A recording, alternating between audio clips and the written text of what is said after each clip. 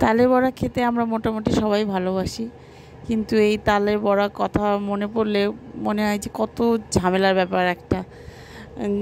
চালটাকে রস করতে হয়, তার থেকে তেঁতো জলটা বের করতে হয়, কিন্তু আমার মনে হয় এইভাবে করলে আর কোনো ঝামেলাই হয় না।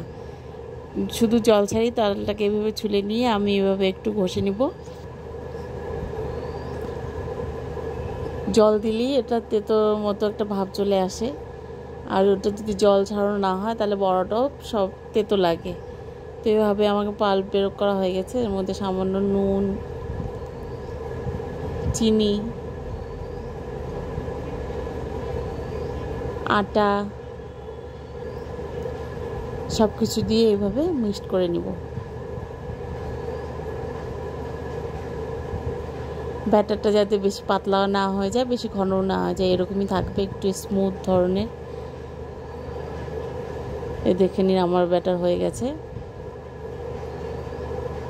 তারপরে আমরা যেরকম নর্মালি বড়া ভেজে নিই,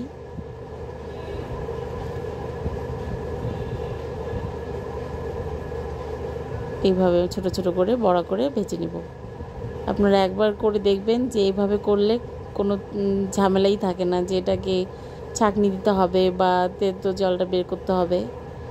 ব্যাস আমার এইভাবে ভেজে নিলেই বড়াটা তৈরি হয়ে গেল। আপনারাও করে দেখতে পারেন।